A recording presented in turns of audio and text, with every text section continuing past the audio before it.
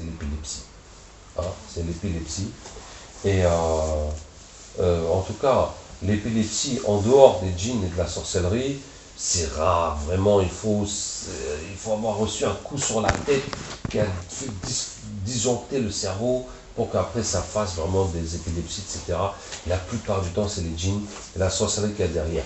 Et j'aurais voulu vous lire ce rapport qui nous est arrivé de Guinée, hein, mais je vous le dis comme ça de tête. Alhamdulillah Rabbil Alamin, la Guinée est un des pays où la Ruqya s'est installée juste l'année dernière, entre octobre et novembre et décembre.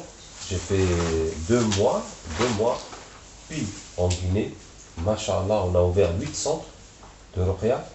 Et c'est le pays où la Ruqya est le mieux organisée. Et ils ont eu la reconnaissance par le ministère de la Santé. Hein, peut-être que je vais en toucher un mot.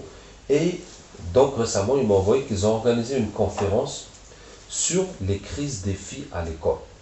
Et la Guinée est un pays où il n'y a pas un collège ou un lycée où les filles ne font pas les crises. Les crises collectives. 10, 15, 20, 30 filles dans la cour de réaction qui tombent. Et les djinns parlent, etc. Qui peut encore parler de médecine? Médecine de quoi? Épidémie de crise d'épilepsie. Ça c'est comment? Vous voyez? Non, c'est fini, c'est les djinns. Ça, tout le monde sait que c'est clair que c'est les djinns.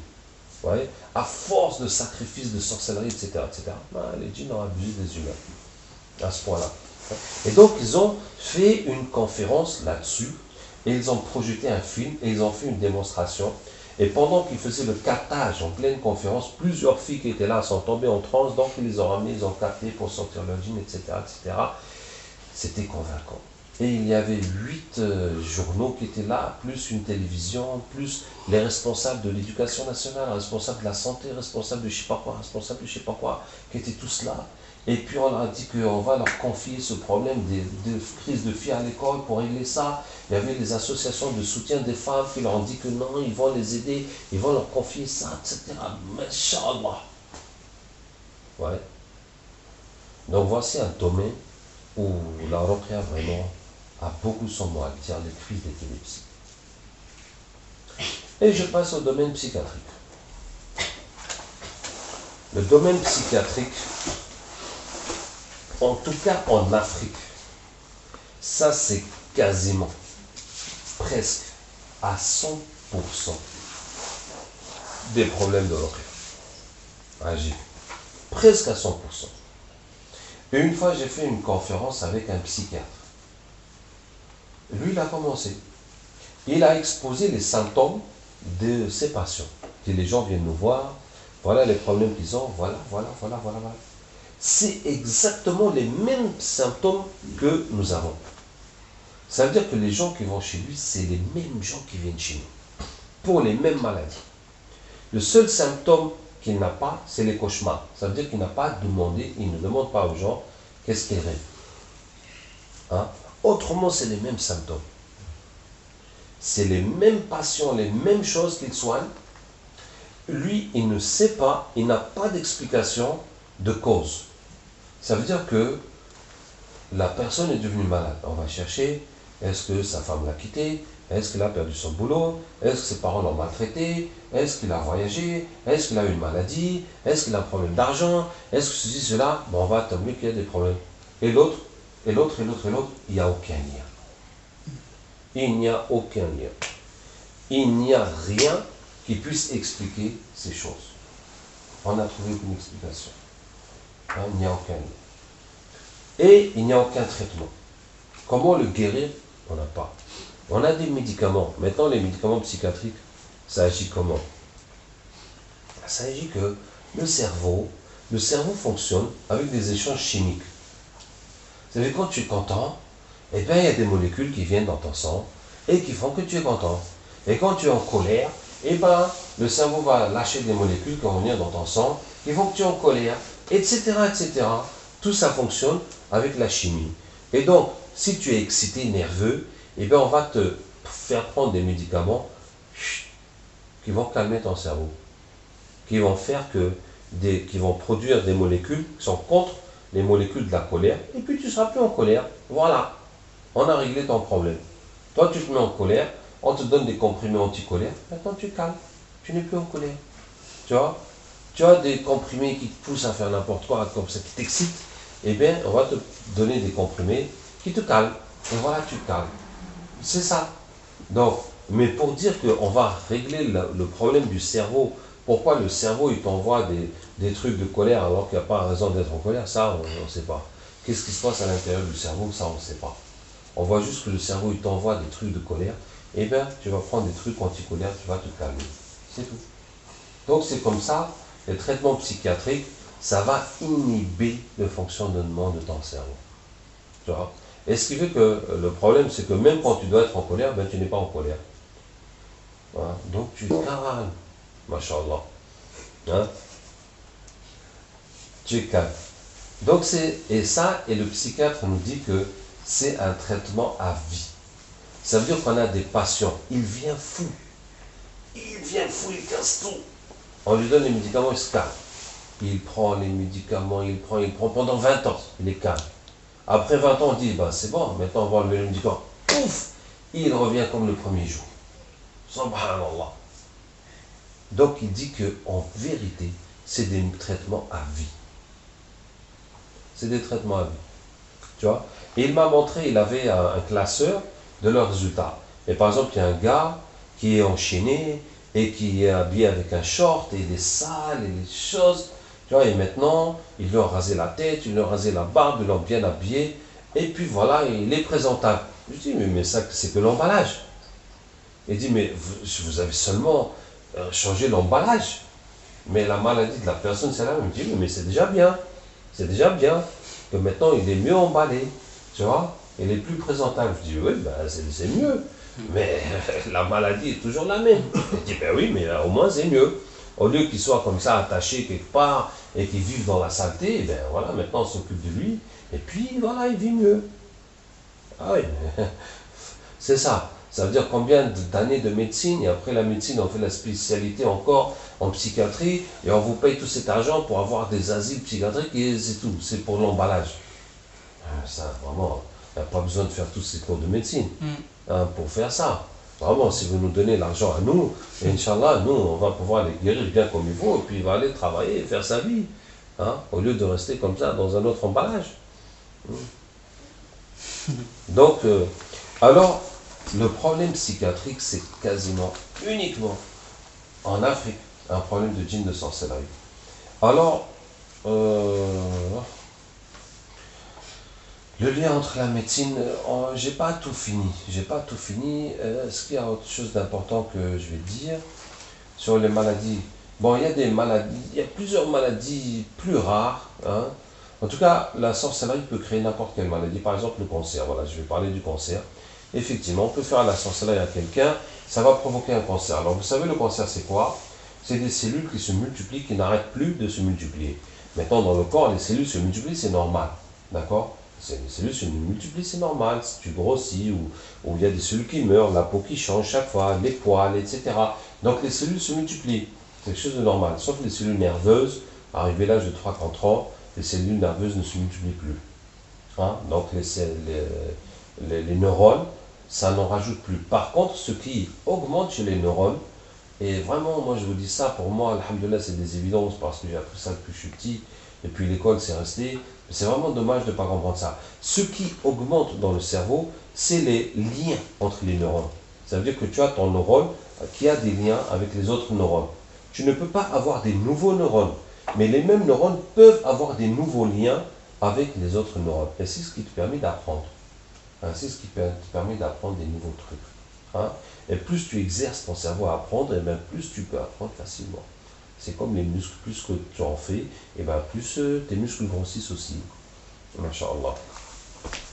Donc en dehors de ça, toutes les cellules se reproduisent, et c'est ce qui permet, par exemple, si tu es blessé, que ta peau cicatrise, que si ton os est cassé, que ton os se cicatrise, etc. Parce que tu as à chaque fois des cellules qui se multiplient. Maintenant, le cancer, dans la multiplication des cellules, il y a un truc qui dit stop, qui saute. Et maintenant, les cellules se multiplient, il n'y a plus de stop. Ça se multiplie, ça se multiplie, ça se multiplie sans arrêt. Donc, ça te fait une boule qui grossit, après ça se met à partir dans les autres endroits, ça se met à se multiplier, ça va te boucher les veines, ça va te faire un tas de problèmes, et puis tu vas mourir. C'est comme un truc qui a foiré, ton corps a foiré, quoi. Ton corps a foiré.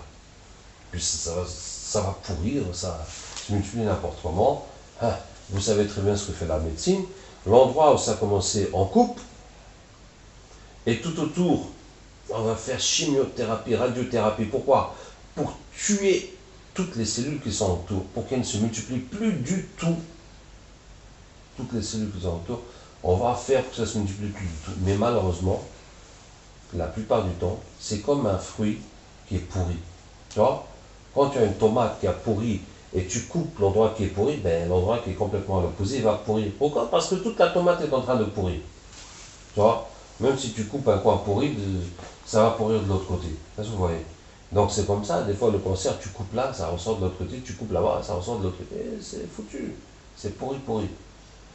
Et puis des fois, non, des fois tu coupes, c'est bon, la personne va vivre encore 10 ans, 20 ans, sans problème.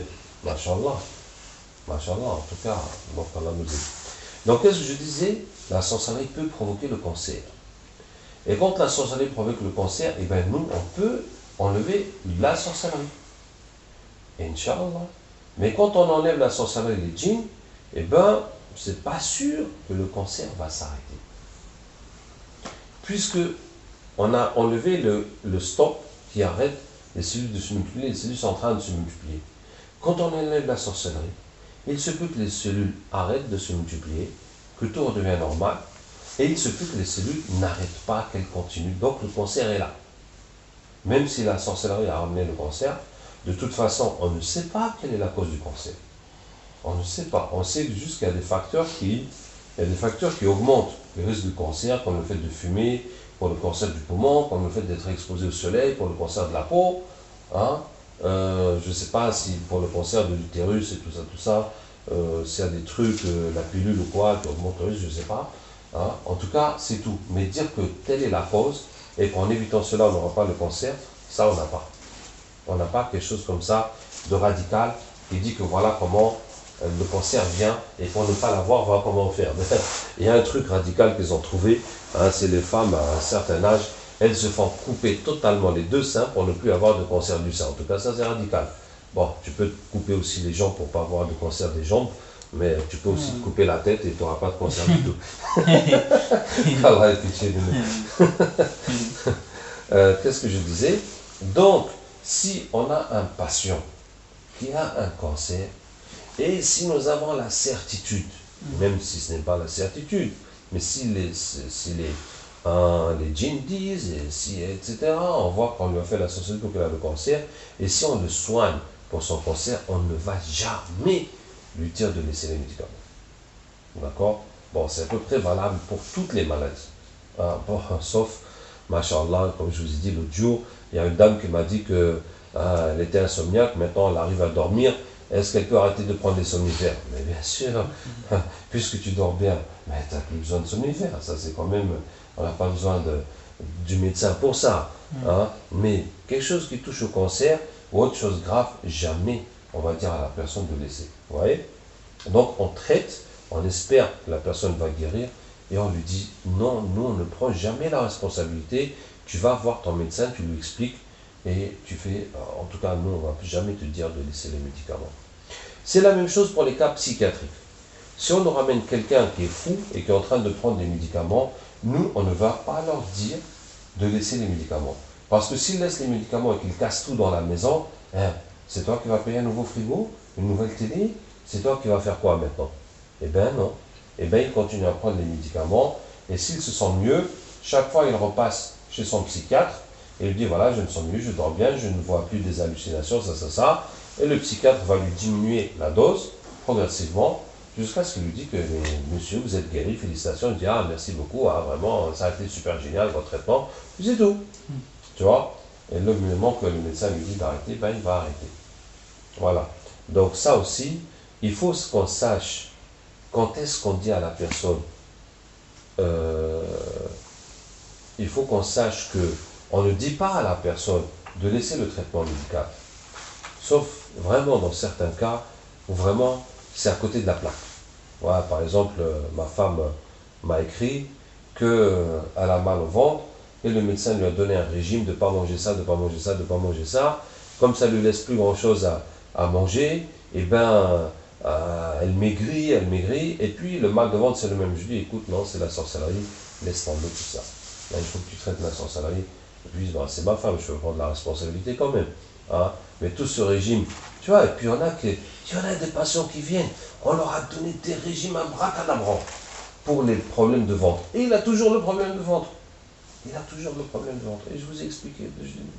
Tout ça, c'est du n'importe quoi. De toute façon, voilà, tu fais ton régime depuis 2 ans. Est-ce que ça t'a servi à quelque chose? Non. Tu es toujours au même point. Donc, ne te casse plus la tête avec ça. Hein? Qu'est-ce que je disais? Donc, nous ne devons pas, en règle générale, dire à la personne de ne pas prendre son traitement médical parce que si elle a un problème, on ne peut pas assumer les conséquences de ce problème. D'accord? Donc, sauf dans quelques cas où, d'une façon évidente, que ça n'a rien à voir, ce traitement-là, avec cette maladie-là. Qu'est-ce que je veux dire encore? Et il faut qu'on sache aussi quand est-ce que on dit à la personne de prendre un traitement médical. Par exemple, comme le gars là, qui jette le tasbih dans la mosquée, qui vient ici, etc. Mais lui, quelques piqûres quand même pour le calmer, ça ne lui fera pas de mal. Pendant qu'il continue à faire la ruqya. Est-ce que vous voyez? Ça ne lui fera pas de mal. Un peu de calmant pour que il se calme. Ouais, mais malheureusement, là on est parti dîner, on était invité chez les gens, et bien il était là dehors. Il était là dehors avec des gens qui se droguent, avec un gars qui a un pistolet, etc. Tu vois? Donc, comme ça, c'est mal parti hein, pour trouver la guérison. Ah, c'est mal parti pour trouver la guérison. En tout cas, un petit coup de, je sais pas quoi, là, de médicaments pour le calmer, ça ne lui fera pas de mal. Bon. Donc, il faut savoir quand est-ce qu'on prescrit, quand est-ce qu'on dit aux gens de prendre quand même un traitement, ou bien des vitamines, ou bien quelque chose comme ça, pour que ça l'aide à s'en sortir. Masha'Allah. Est-ce que j'ai terminé sur l'aspect ruqya médecine? Non. Il y a un autre aspect qu'on fera une autre fois. Ou bien est-ce que je vais terminer ça ce soir? Vous êtes là les filles? Hein, vous tenez bon? Voilà. C'est pour vous, hein, parce que c'est vous qui prenez le plus note et qui êtes le plus assidu. Et je compte sur vous pour la suite, pour transmettre ça, écrire ça sur du propre, et faire ça pour tout le monde, etc. etc. Inch'Allah. Et alors, il y a un autre aspect de la ruqya médecine, c'est l'entraide avec le corps médical. L'entraide avec le corps médical. Et ça, c'est très important. Et ce document que j'ai rédigé, la relation entre la ruqya et la médecine, nous sert de base à cette entraide. Ça veut dire que, par exemple, en Côte d'Ivoire, il y a une association de médecins musulmans. Et nous sommes allés rencontrer les responsables de cette association pour leur dire que voici telle maladie. Les gens viennent chez nous après avoir épuisé les solutions médicales. Ça veut dire les gens, ils vont chez les médecins, les hôpitaux, ils font tout ce qu'on leur dit de faire. Et quand tu vois que ça ne marche pas, que ça tourne en rond, etc., soit que les médecins leur disent que vraiment, excusez-nous, on n'arrive pas à régler vos problèmes, franchement, allez-y chercher ailleurs.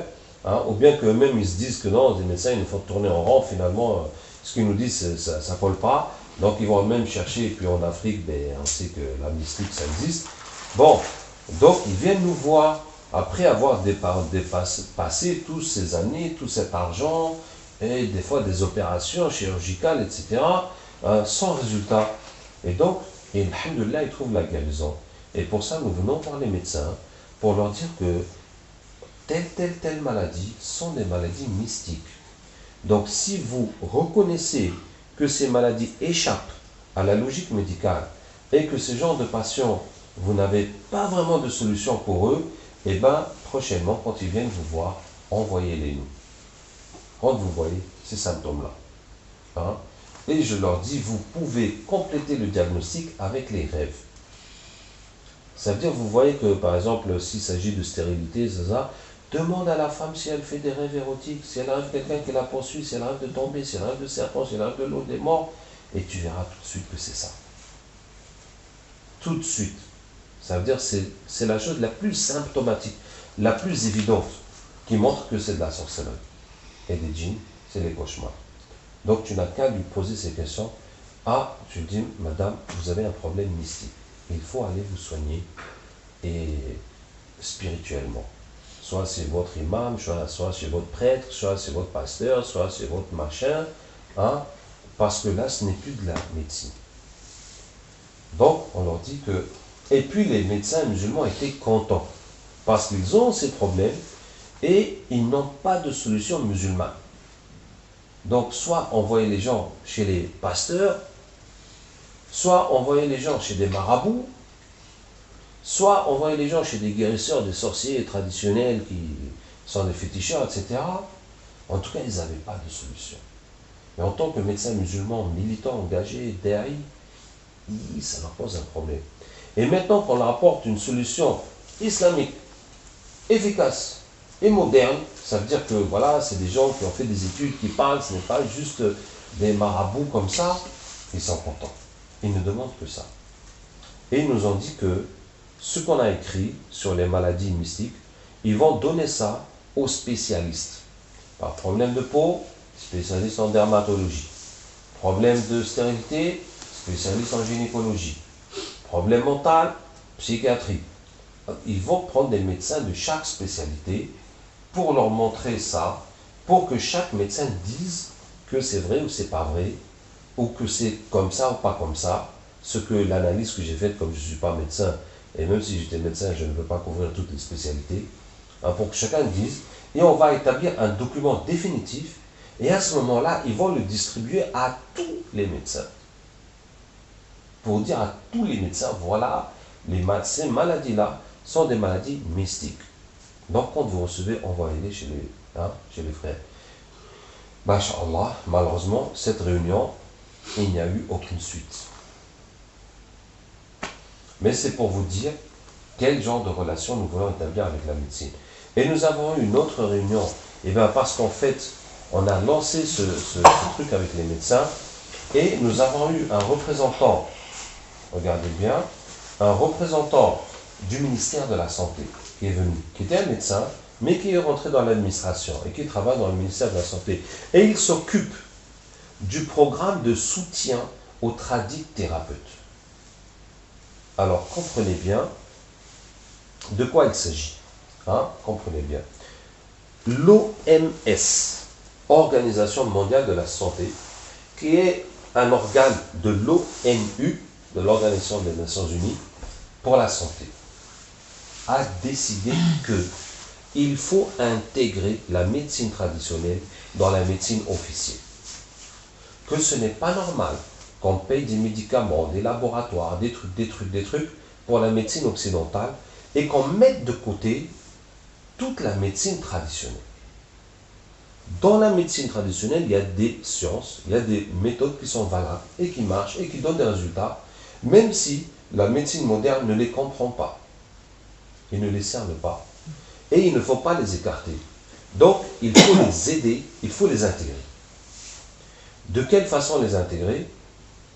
Alors, et ces méthodes traditionnelles sont toutes les méthodes traditionnelles. Ils ont fait une liste, et dans la liste, il y a exorcistes, et il y a des envoûteurs, ou prières, ou spiritualistes. Voilà, il y a exorcistes, il y a spiritualistes. En tout cas, on est dedans. Et on n'a pas besoin de dire que nous, on utilise des plantes. Non, non, non, non, non. Nous, on guérit les mauvais esprits et la sorcellerie avec la prière. Alors, on dit cache ce qu'on fait. Hein? On n'a pas besoin de se masquer derrière autre chose. Hein? Et donc, comment ils vont les intégrer? Ils vont les intégrer d'abord en les recensant. Donc, tous les gens qui pratiquent la médecine traditionnelle vont se déclarer. Et on va leur donner un numéro et machin, machin. Deuxièmement, on va leur donner une formation. Une formation à deux volets. Un volet administratif de gestion. On va leur apprendre à faire des dossiers pour chaque patient, à rédiger un rapport de leur activité, etc. D'accord? On va leur apprendre à avoir une gestion pour qu'il puisse y avoir un rapport, qu'on puisse savoir, qu'on puisse étudier les dossiers, le suivi, etc., etc. Deuxièmement, on va leur donner une formation à certaines maladies, une formation médicale. Par exemple, une formation sur le diabète et une formation sur le sida, parce que c'est des choses que peut-être ces tradithérapeutes ne maîtrisent pas. Ils n'ont pas reçu ça de leurs ancêtres. Donc il faut qu'ils sachent certaines choses techniques qui peuvent leur manquer. Vous voyez? Donc, un, on va les recenser. Deux, on va les former. Trois, on va analyser tout ce qu'ils utilisent. S'ils utilisent des plantes, s'ils utilisent des choses, tout ce qu'ils utilisent, on va analyser pour voir que ça ne présente pas de danger ou de contre-indication, comme les femmes enceintes, comme autres et autres. Et on va vérifier leurs résultats. Et ceux qui ont des résultats positifs, on va les officialiser. Ça veut dire on a ici un bonhomme qui soigne les fractures avec quoi? Avec je ne sais pas quoi, avec des plantes. Voilà. Il a des plantes et des bandages, il soigne les fractures. On va vérifier que ce qu'il fait, ça ne présente pas de danger. Et si on voit que c'est efficace, et bien voilà, on va dire, messieurs, dames, ceux qui ont des problèmes de fracture, adressez-vous à ce monsieur. Il soigne très bien. Nous avons vérifié et c'est un bon traitement, allez-y. Et si vous êtes affilié à la Sécu, eh bien, ça va être pris en charge par la Sécu. Voilà. Et ça va nous soulager. Au lieu de venir nous casser la tête à l'hôpital avec vos jambes cassées, allez-y chez le monsieur. Il va vous traiter avec des plantes. Ça va nous réduire les importations de médicaments et la radiographie, machin. Et ça marche. Et la Sécu, on vous rembourse. Voilà. Hein? Etc. Quel que soit le truc que la personne soigne, on va donc l'intégrer. Hein? Et que ce soit aussi, alors vous voyez, regardez cette prise en charge, cette prise en compte de la médecine traditionnelle, nous les raqis. Et les raqis de mon organisation, en toute, pas besoin de dire en toute modestie, mais en tout réalisme. Pourquoi? Parce que les autres raqis, personne n'est organisé comme nous. Personne n'a un mode de formation, des trucs comme nous. Personne. C'est taper dans le tas, aller dans le tas. Personne ne peut présenter vraiment des résultats et dire pourquoi telle maladie, pourquoi tel truc, pourquoi. Non, personne n'est aussi évolué que nous. Nous sommes les plus aptes à profiter de ce système. Vous voyez? Et pour vous dire, on a visité un directeur de CHU, Centre Hospitalier Universitaire, hein, qui était un ancien émir de l'association des élèves étudiants musulmans dans le pays. Donc c'est un militant, un derrière, tout ça. Hein. Et on lui a exposé. Il nous a dit que il va en parler au chef de service musulman. Hein, pour qu'il nous envoie les cas qui relèvent des symptômes qu'on décrit, pour que nous on les traite. Et si les résultats sont bons, ils vont nous ouvrir un service dans l'hôpital. Ouais. Donc, dans l'hôpital, on a un service ruqya. Quand le malade vient pour problème de peau, problème de ventre, problème d'hypnologie, problème de folie, problème de ci, problème de ça, et il va chez le docteur et dit « Ah, monsieur, vous, c'est un problème mystique. Il faut d'abord passer au service ruqya. Quand ils vont vous libérer là-bas, vous repassez nous voir. » Vous voyez? Et nous, on est là à l'hôpital, et on remplit les trucs des gens, et les gens sont remboursés par la Sécu, et tu es là avec ta ruqya, tu lis le Coran à l'hôpital, machallah, et les gens viennent, et les gens guérissent, et les résultats de l'hôpital montent, et les autres disent, mais comment ça se fait que vous avez tous toute guérison? Ah mais oui, nous on a un service ruqya. C'est comme ça qu'on vous a dépassé. Ah, nous aussi on veut un service ruqya pour que les gens guérissent mieux.